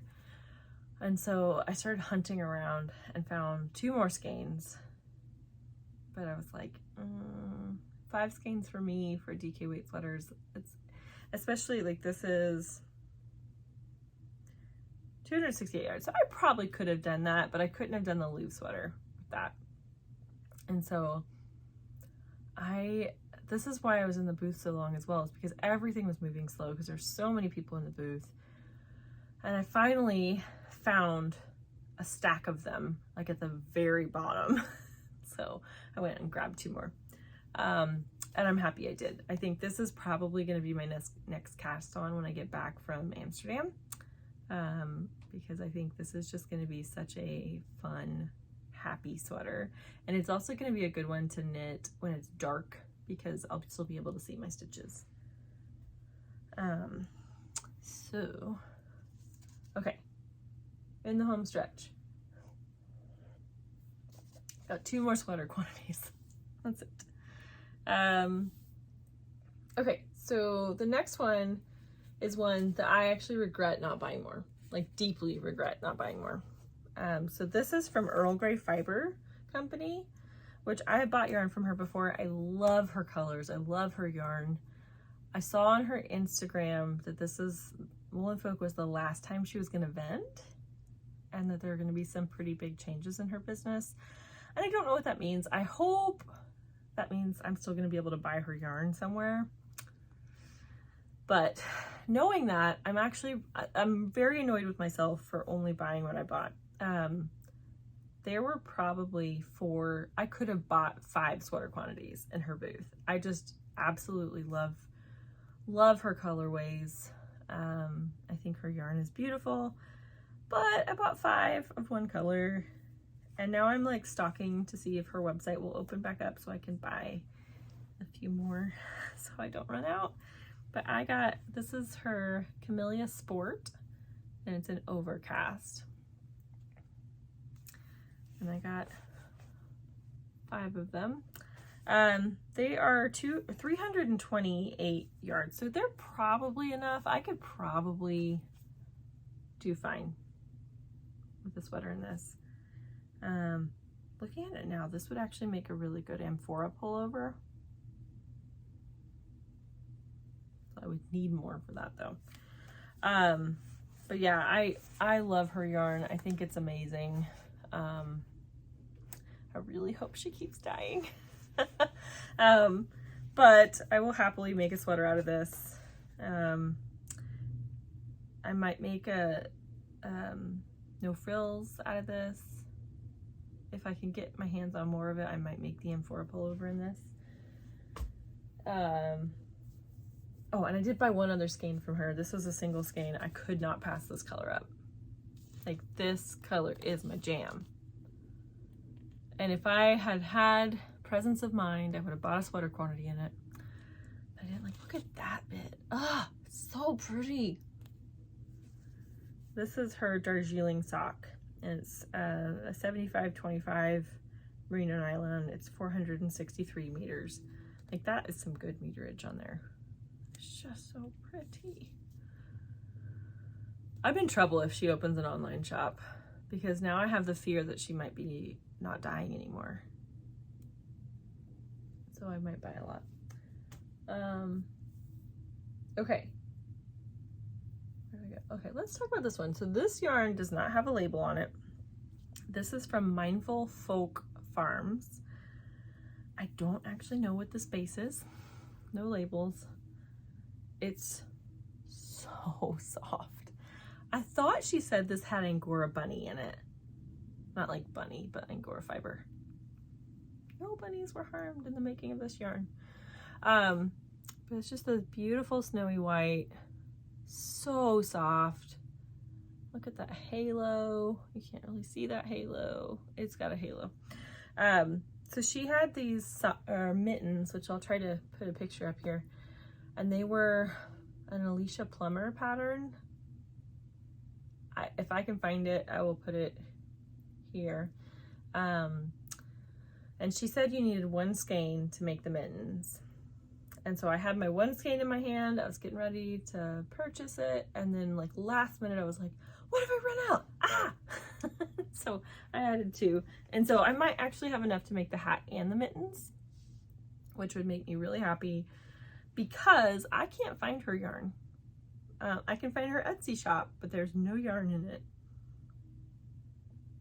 And that, honestly, I suffer from the scarcity mentality. I'm working on it. That's how I got all this. So the fact, like, one of my consolations at a yarn festival is that if I don't buy enough, or I have buyer's regret, or not buyer's, non-buyer's regret, I can always go back and buy some later. Yeah, I can't, unless someone knows there's a different source for her yarn that I'm not aware of. It's just so nice. So I'm really excited about that. These are gonna make some really lovely mittens. Okay, and then this one does have a label. So this is Boondoggle Farms, and this is their Fin Sport in the colorway Almond. And I bought two of these. Why did I buy just two of these? I don't know. Maybe a hat. Maybe that's what I was thinking, is a hat. This is, so it's a sport weight. It's 150 yards. So 300 yards, that's enough to make a hat. So maybe that's what I'll do. Make a hat with this. This is really soft. 100% wool. They put Finsport 2022, so I'm assuming this is from this year's sheep fleece. I don't know, when do sheep get sheared? I would assume like summer, right? Maybe do they get sheared more than once a year? Anyway, so this is pretty. I really like this color. It's very, very soft. Very soft. Okay, we're almost done. We're almost done with wool and folk. There's not much from sheep and wool. We might have 15 minutes left. Let's go. Okay, so the second to last booth I stopped at was the Moodrake booth. And I got, this was the last of both of these skeins. And I had, or both of these colors. And so I had to buy them. Plus, I just love this color. So this is her, this is Lichen is the colorway. And this is BFL Silk Fingering, 420 yards. And I'm gonna mispronounce this as Fua Fua, I think is how you pronounce it, or Fua Fua. So this is 70% brushed cashmere and 30% superwash merino. Like, this is the kind of fuzzy yarn that I could wear next to skin. It is not cheap. It is delightful. It's like, how many yards is it? 315 yards. I actually am really strongly debating making a sweater in this, because you can still buy this on our website. Also, I found this out recently, but Moodrake Farms is based in Oklahoma City. So I could not only buy it, I could go pick it up at the studio instead of shipping it. So honestly, this will probably happen, because I think this is an unexpected color choice for me. I typically go more on the pinks and like neutrals. So, but this is like doing it for me. This is amazing. So I think I could make a really pretty, like, fuzzy, very unexpected sweater with this. So I'm looking forward to that. Okay, We're gonna finish. The last booth I stopped at, oh no, I still have, okay, the last booth I bought yarn from at Wool & Folk was from the Brooklyn General Store booth, who was selling Bien Amiee. And I got to meet Amy. She's delightful. And this was actually, I think, the last yarn I purchased. And so I was already like a little bit worried about how much I'd spent. And so even though I do want a sweater's quantity in this yarn, I did not buy it. So the first thing I bought was the Cory Confetti in the RGO colorway. I hadn't ordered this beforehand because I'm not really an orange person. And I was kind of worried that this was going to be very orange.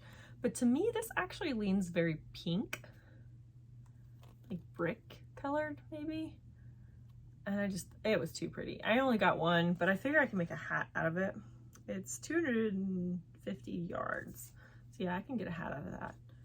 And it says it's Cory worsted, but I think it's actually DK. So it's really soft too. I actually have some of the gray bow back here. I just haven't used yet. And then the last one I got was the new base, which is the Winsley worsted. And this is made with Wensleydale. And what is it? It's 50% Falkland Corriedale, 25% Falkland Merino, and 25% Wensleydale. And this is like a lighter base than the, what's the other one? Cory worsted. I don't think I have any Cory worsted in here. Well, I did. Oh shit. I mean, shoot. Painter's here. Gotta go. So the painter's here. We're gonna try to get this done real quick so he doesn't see me talking to myself or my phone in my guest room with the mountain of yarn. So anyway, so this is the Winsley worsted, and this is the Sansa colorway. There were a lot of colorways I really liked. By the time I shopped, oh yeah, my dogs are inside right now too, so hopefully they stay quiet. But there are a lot of colorways that are really pretty. Oh, hi, Linus. Linus wants to say hi, guys. Oh, let me fix that. He's kind of freaking out right now because he doesn't like other people being at his house. But anyway, by the time I got, Linus, go away. By the time I got to the booth, a lot of the colorways were sold out, which is fine. So that's all I got. And then go lay down. Like, this is gonna be really fun. Oh gosh. Okay. Let's just get through this, guys. Let's just get through this. Okay. The last booth I shopped at was from Sassafras. And she had these adorable little pouches and then really pretty stitch markers. So I got a little set of 4 stitch markers with like these really pretty beads on them. And she has an Instagram in case anybody is, let me get that QR code thing out of the way. Oh, I can't. Okay, well, that's her handle. Delivery check just showed up. Oh my gosh. Today is just like, ay, ay, ay. Okay. But anyway, I thought this was really pretty. She had a lot of different colors, but this one was just calling to me. So that is the last of what I bought at Wool & Folk. I also got to meet with Isabel. Isabella, oh shoot, I think it's Isabel, who messaged me about the needle case. And so I gave her the needle case. And she traded me some stitch markers. And, oh shoot, one of them fell off the thing. But these are made by her friend, Rosalie Horton. So real quick, there's her Instagram. Use Instagram? Yeah, Instagram handle. But look at these cute little hearts. This one fell off, but they kind of look like conversation hearts to me, but they're really sweet. And okay? If you hear the barking happening downstairs, that's my dogs terrorizing the poor painter. He's outside, they're inside, he's safe. But this is what the next couple hours of my life are gonna be like. Yay for dogs with stranger anxiety. Okay. So I got the little heart ones, and then I got these little ones that are little croissants with the butter pats on them. Like, how cute are those? So I had this door shut, and Lolly just, here, there's Lolly. Lolly wants to be part of the fun. Lolly just decided to bulldoze her way in. Oh, today is something. This is actually pretty accurate. I can still hear them barking downstairs. Oh, joy. This is a nice insight into what my life is like with 2 anxious dogs. Or really 1 anxious dog, 1 super protective dog who knows how to push the anxious dog's buttons.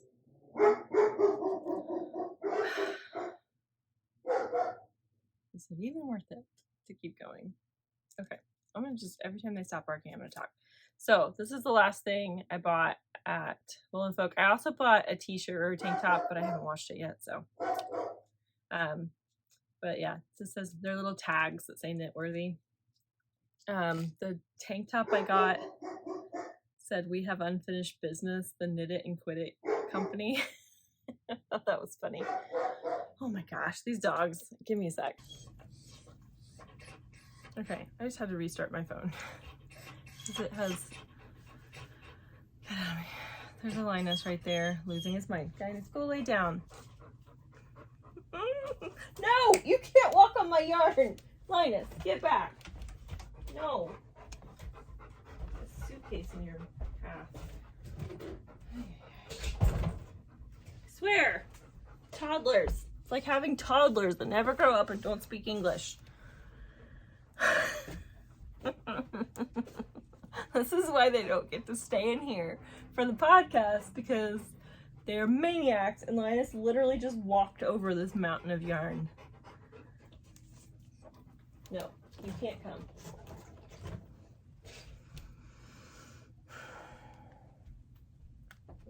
Let's just get this over with. Let's just finish this. So I brought 1 tote bag in my backpack to New York Sheep and Wool, but then it got so crazy crowded. I could not imagine having an extra bag to carry and get through everybody. So I was determined to only buy things that would fit in my backpack. So the yarn that I bought from New York Sheep and Wool was from Garthenor, which I'd heard of before, but I'd never tried and never felt it.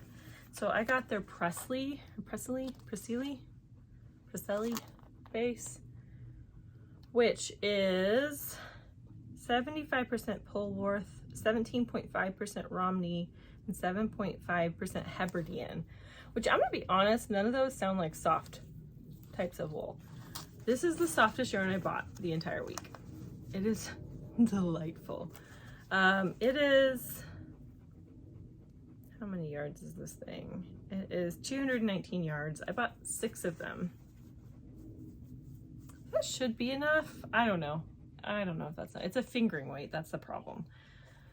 So these are like 50 gram skeins, so they're not huge. I bought 6. I'm not gonna try to hold them all because they'll just fall. But this is one I thought maybe I could do a pressed flowers cardigan and like get like this in there or something. Like that could be really pretty. And in that case, I would have enough. But the pressed flowers cardigan seems a little fussy for me.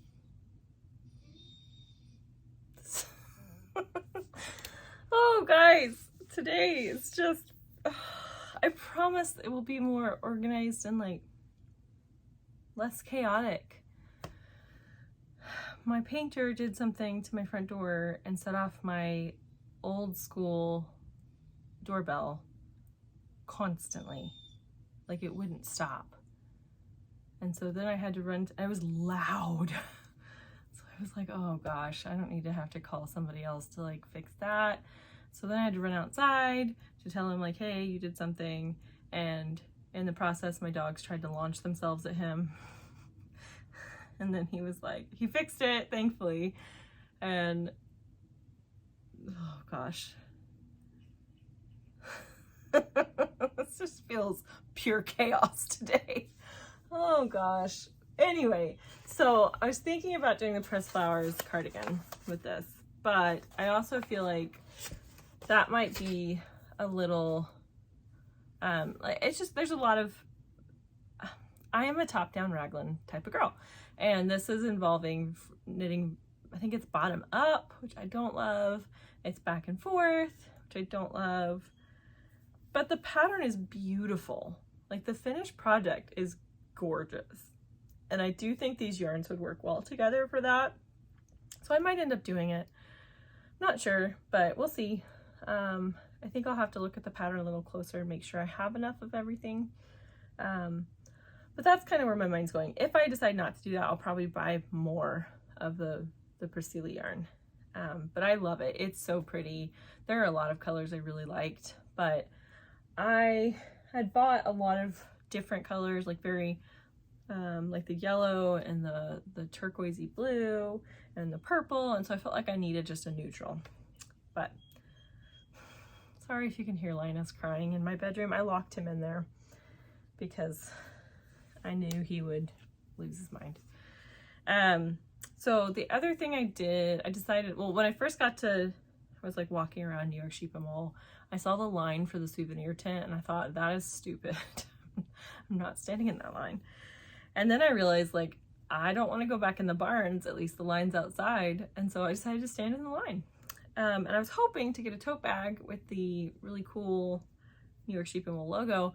The new logo for this year, I'll be honest, I don't love it. It kind of reminds me of like a nuclear symbol. And so it's not my favorite. But by the time I got through like the 30-minute line, it may not have, it felt like, I think it actually was 30 minutes. Time I got through it and got up, you kind of, once you get to the front of the line, you're kind of stuck in the line. And so once you realize they don't have what you want, you have to stay in line to get out anyway. And so I decided to get, they didn't have the tote bag, so they did have project bags from last year. And I think this is really cute. So I went ahead and got a project bag. And it felt very silly standing in line for 30 minutes to buy a project bag, but I did. Okay. And then I managed to find Dusty's Vintage Buttons, which I was very excited about. I'll take these out so they don't crinkle. I completely happened upon this booth by accident. I did not go with any sort of plan, and I did buy some buttons. So this is the first that I got, and they look like jadeite to me, and they're so pretty. They have like a little bit of a shine to them, so that. I also didn't realize that they had prices on them until I was about to check out. So yeah, that would have been good to know that ahead of time. But this is the other kind of jadeite looking buttons I got. Just thought those were really pretty and very unique. Those are kind of more of a domed button. Then, let's do this one next. This is just kind of a yellowy brown, more classic button, but it looks pretty. I think it could go with a lot of stuff. And then this button might be my favorite. I don't know. They're like mustard green, mustard yellow. And those are just fun. And then the last set I got was just some tortoiseshell. But again, I thought those were just very simple, but very pretty. So that booth was busy as well, but it didn't feel as bad. And I don't know why. Oh, it was the painter. I thought my dogs had like did something, but they didn't. The last thing I bought was from, I think it was a local yarn store that had a booth there. And I'll show you this thing. This was just a bonus that I got. This wasn't the reason I went there, but these are the little Catrinkles. They're number stitch markers. So when you're like counting like a cast on, or you're counting how many stitches, you can put this on and it's a little place marker with a number on it, which is cool. So they have like, they have a 25, a 50, a 75, 100, and then 2 more hundreds. So you can like 100, 100, 100, which I think is kind of nice. But the real reason I went there was that they were selling Luca needles, and I've resisted it because I am a Chow Goo all the way kind of girl. But Luca have some pink needles that are called the blush needles, and they also have them in shorties, like 3.5-inch tips. And so I kind of had told myself if I can find a pair or set of interchangeables there, I'll buy it. If not, that's fine. But this place did have it. So this is the blush Luca interchangeables in the 3.5 tip. And I really like that you can fit everything in this little bag. This will probably be my travel knitting, even though I don't use a lot of wooden needles. But the only thing I'm sad about is like this pair looks not right.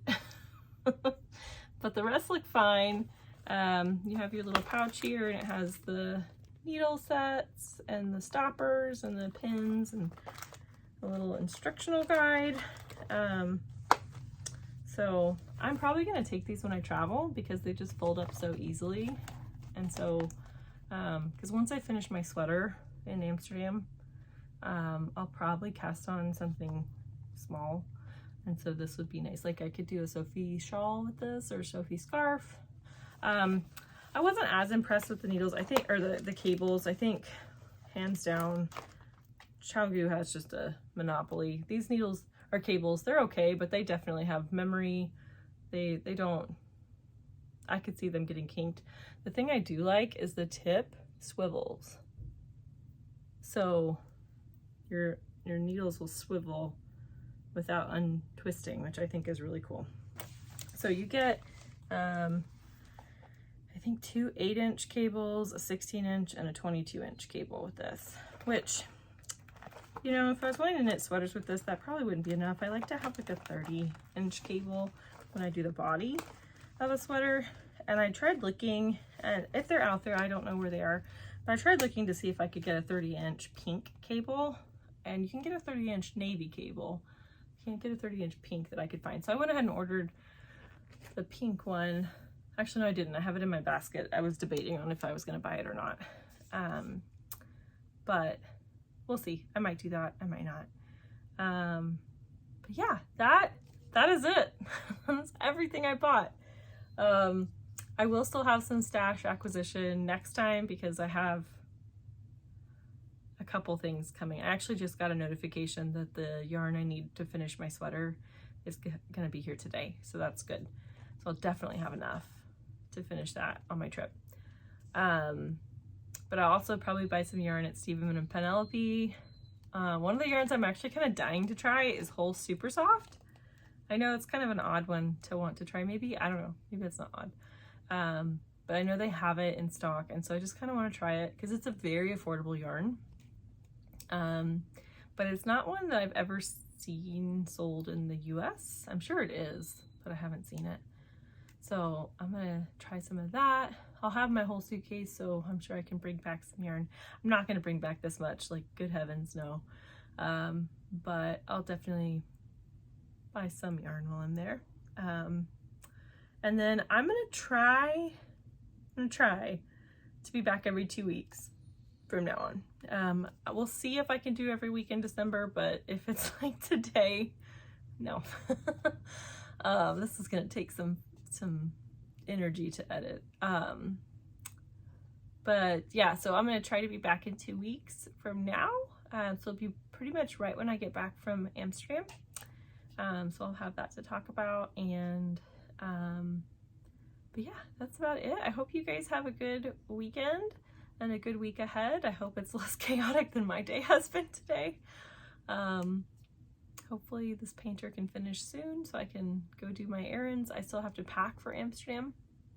I am normally a very proactive packer, but this having Rhinebeck right before this trip kind of threw me for a loop. And then I always pack on my guest bed, and there was just yarn. And so that was another motivation to do this podcast today, so I could clear all the yarn off and then have the bed free for packing. But I will see you guys next time. Sorry I talked forever. Sorry my dogs were chaotic. Sorry my phone kept turning off. Sorry my doorbell went off. hopefully we'll be more chill next time. But yes, I hope you guys have a great weekend and a great week ahead. I hope to see you back in 2 weeks, and take care.